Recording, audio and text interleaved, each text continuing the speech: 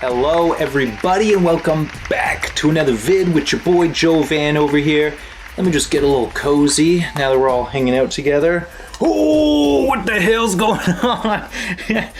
Yeah, I literally did not think about it until I put this on where I was like, oh, sure it's not the exact same shade as the green behind me, but what the hell was I thinking? So I figured why not embrace it. And listen, today's actor in question that we're doing a tier list about, a lot of people were strangers, not people in my life. People in my life know what I look like, so there's more of a distinguishing factor going on. But yeah, random strangers will often come up to me and say, hey, anybody ever tell you look like this guy? And then just show me a picture of him, you know, Patrick Wilson smiling. It's like, God damn. All right, I guess. It's like the smile in the nose. Are we related?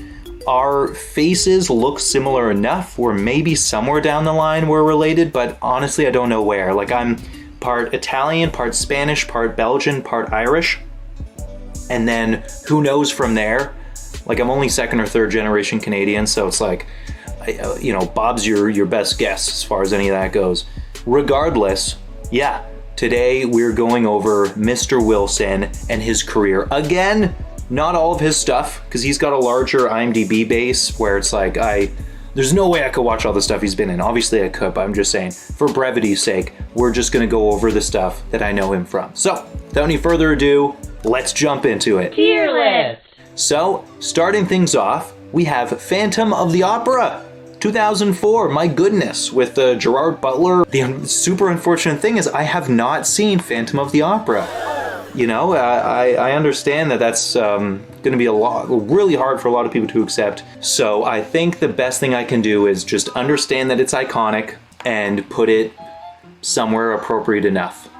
I'm going to put it in B because I got a feeling, I'm not a big musical guy, but when I watch it, I'm going to like recognize the songs just through osmosis and enjoy it in that sense.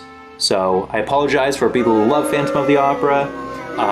I apologize to people who I insult by even putting in B when I haven't seen it, but I don't know, you know, listen, I don't do this often, but that's what I'm doing, okay? I'm making this exception here. Now, moving on from that one, the next one in Mr. Wilson's repertoire is a very fucked up film called Hard Candy. This is with Elliot Page. Now, you know, and it was a film about Elliot playing a young girl, like teenager but not adult, kind of luring in a predator, and that's Patrick Wilson's character. It's a very messed up film, hardcore psychological thriller, so not for the faint of heart, but I did watch it and thought it was thrilling as hell. I'm gonna put Hard Candy up in A tier. Again though, not for the faint of heart, so do not watch this movie if you can't handle hardcore subject matter. But okay. Moving on from that, we have Little Children, which I watched when it came out. So actually, let me just go through IMDb here for a quick second. Apologies for the extremely bright lights here. But I just want to get a little quick reminder of what year this came out. 2006. So my goodness, how old was I? I must have been 12 or 13, and I watched it. Like, not in theaters, but, you know, I don't know if my parents rented it or something, but I somehow came across this film, and there is nudity, and it's about, like, adultery, and just the suburban condition. I don't know how better to describe this film, but I just have very vague, like, traumatic memories of this movie. So maybe I should watch it again now that I'm an actual adult, but, yeah, Little Children, I'm gonna put in B. There you go. You might begin to notice, like, even though Phantom of the Opera is a very high IP, Patrick Wilson wasn't quite getting his footing as an actor just yet. So next up, we have Lakeview Terrace with Samuel L. Jackson, and this was one of those domestic thrillers, which are like a dime a dozen. The one that I always turn to whenever people are like, hey, what's a domestic thriller? I think of that Beyonce one with Idris Elba, Obsession, I'm pretty sure. That's the GOAT. But then this one is like easy to laugh at because like it's ridiculous, but also they try really hard for it to make sense. It's an outlandish kind of plot, but they try their best. I'm gonna put Lakeview Terrace in B.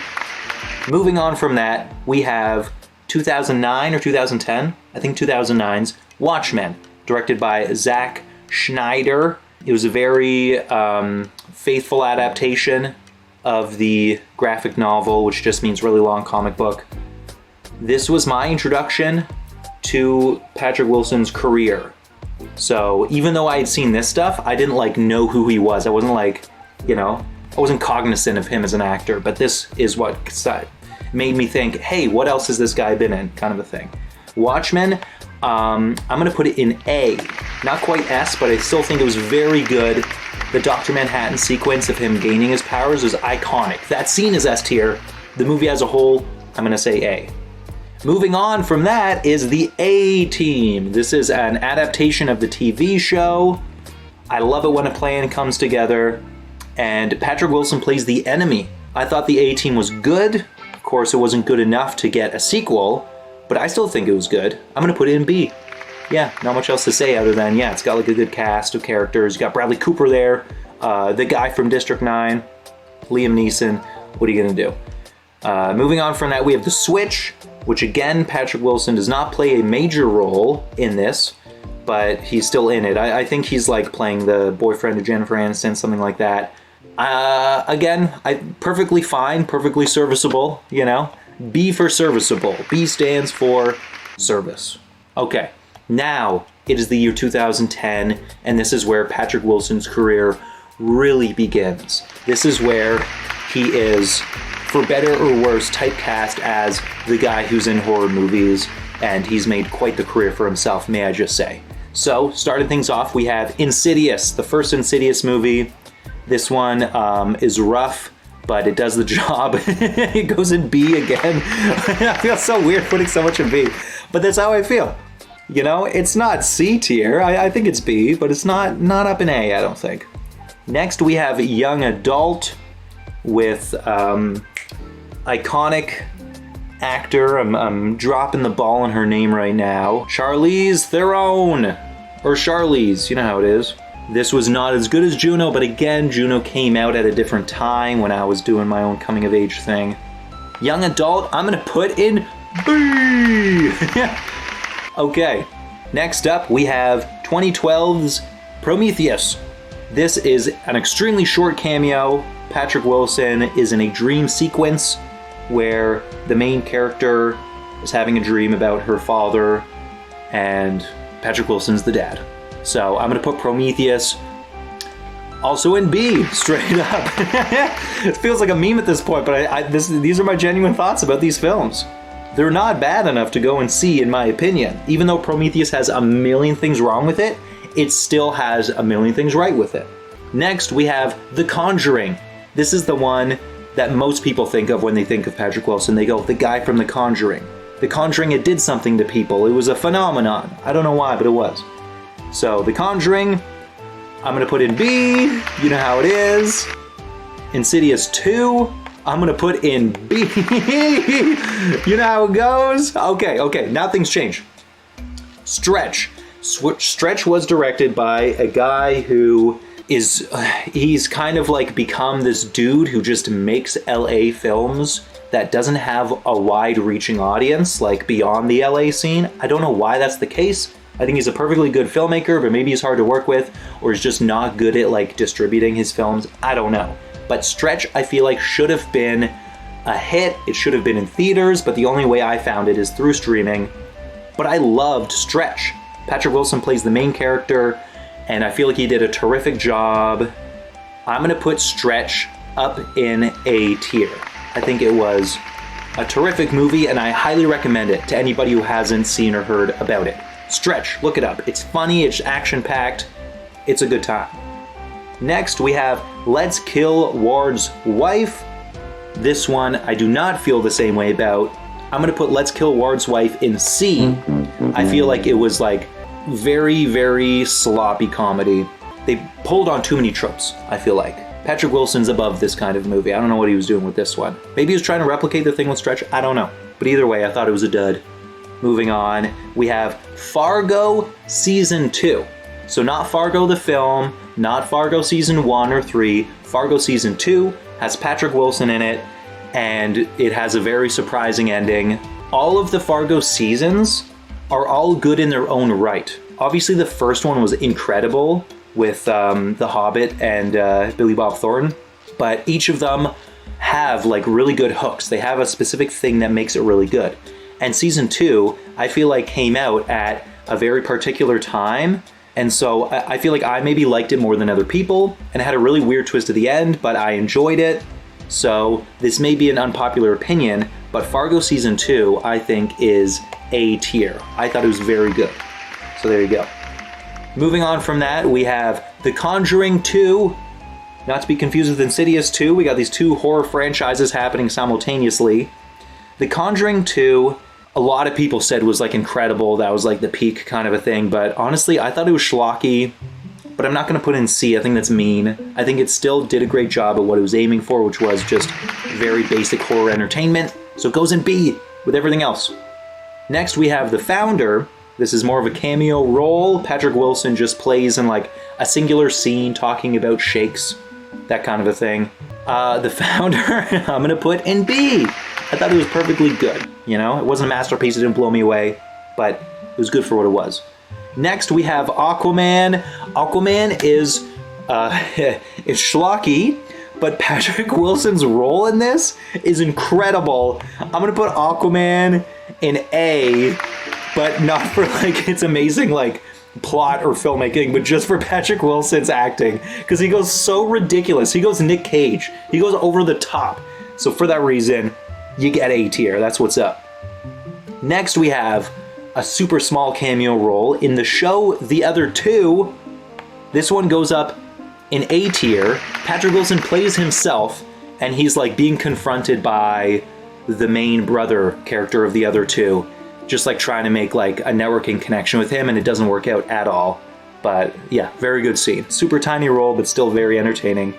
Next, we have Annabelle, but not the first Annabelle. Patrick Wilson plays a role in Annabelle 3.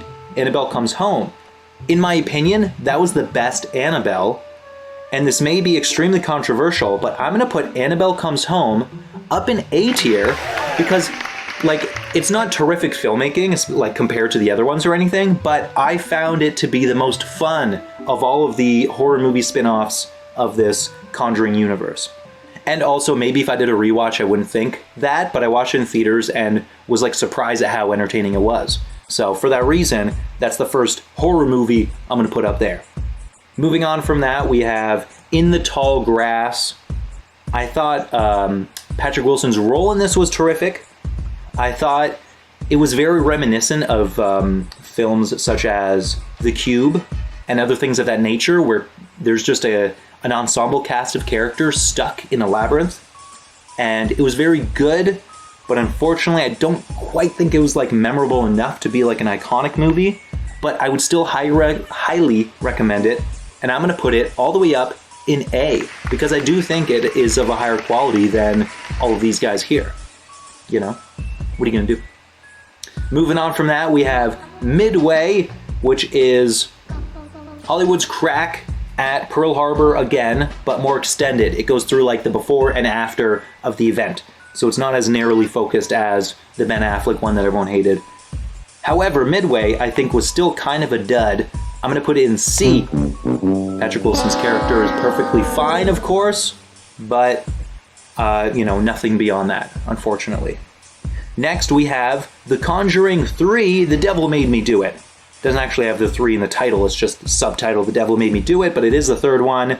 And my goodness, is it bad. I'm going to put it in D, because like they just completely dropped the ball. It's based on like a true event of like a case where the judge was Christian enough that he was convinced that someone who killed people was possessed by the devil, and so he was actually like able to get away with it. The execution of the film was just awful. That's why it's going to be the first D tier, unfortunately.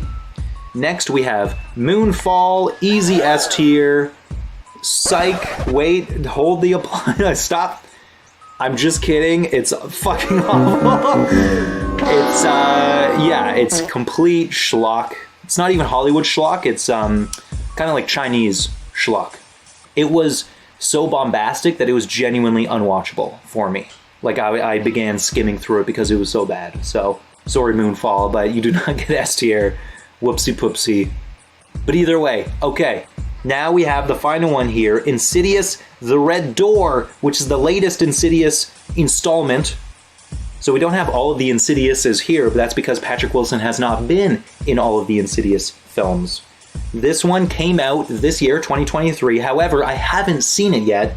So this is going to be another one that I leave to future me, the editor, to find out if this is going to be Patrick Wilson's only S-tier film. I feel so bad for saying that he doesn't have an S-tier film, but that's not his fault. He's not the director or the writer. He's just the actor.